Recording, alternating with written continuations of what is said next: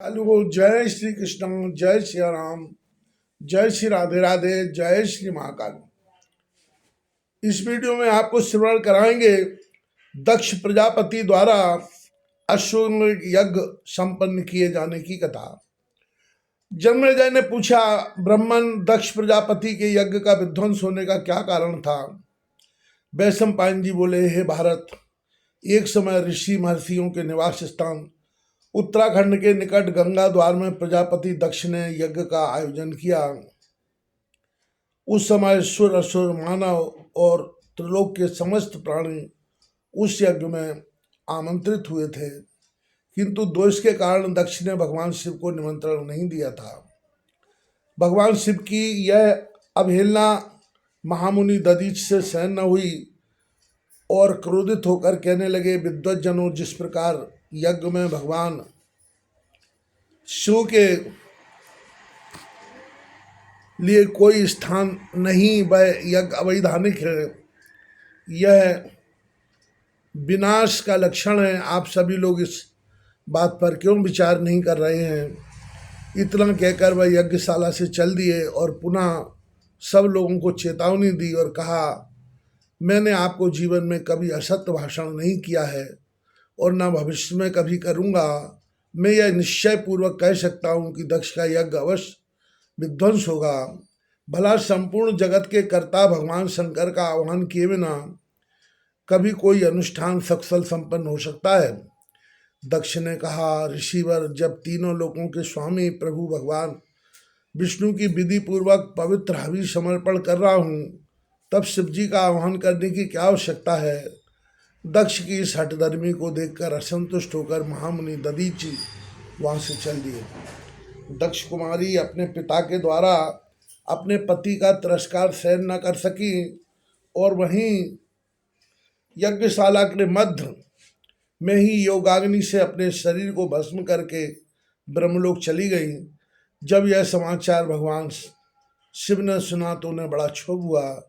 तुरंत ही उन्होंने अपने वीरभद्र नामक गण को दक्ष के यज्ञ को नष्ट करने की आज्ञा दी। वीरभद्र बड़े ही पराक्रमी, बलवान और रूप में भगवान शंकर के ही समान थे।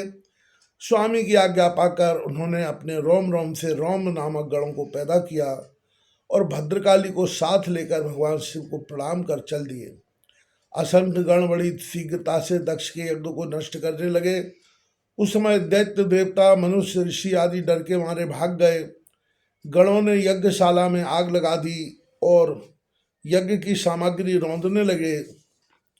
दूध, घी, अन्न, खीर आदि को खाने लगे।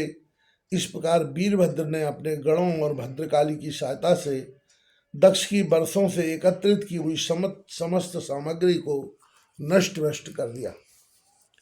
तब देवताओं को साथ लेकर दक्ष वीरभद्र के सम्मुख उपस्थित हुए और हाथ जोड़कर कहने लगे, हे भद्र, आप कौन हैं? मैंने आपका क्या हित किया है जिसके कारण आप मेरे यज्ञ का विध्वंस कर रहे हो?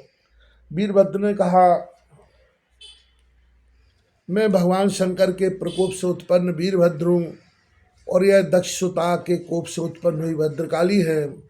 भगवान शिव की आज्ञा से हमने तुम्हारा यज्ञ विध्वंस किया है। हे दक्ष, यदि तुम अपना हित चाहते हो तो शिव जी की शरण में जाओ, अन्यथा तुम्हारे लोक परलोक दोनों ही नष्ट हो जाएंगे। भगवान शिव बड़े दयालु हैं, उनकी शरण में जाने पर वह अवश्य क्षमा कर देंगे। वीरभद्र की यथार्थ बात सुनकर बुद्धिमान दक्ष वहीं नमाथ पाणी होकर भगवान शिव की स्तुति करने लगे। पाहि माम रक्षमाम कहकर पृथ्वी पर गिर पड़ा। औढ़र ढरन त्रिशूल पाणी उसी समय अग्निकुंड में प्रकट हुए और दक्ष को उठाकर अपने गले से लगा लिया तथा हंसकर बोले, दक्ष, मैं अब तुमसे प्रसन्न हूँ, कहो मैं तुम्हारा कौन सा हित करूँ? शिव जी की इस महान उदारता को देखकर सभी देव, दैत्य व मनुष्य जय जयकार करने लगे। देवगुरु बृहस्पति ने मखाध्याय व शतरुद्री से भगवान की स्तुति की। तत्पश्चात दक्ष ने अनेकों नामों से शिव जी की स्तुति की।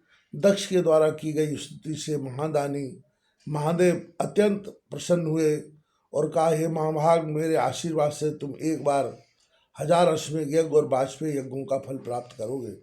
वैशंपायन जी कहते हैं, हे राजन, दक्ष के द्वारा किए गए स्तवन का श्रवण मनन आदि करने से मनुष्य को अर्थ, धर्म, काम और मोक्ष की प्राप्ति होती है।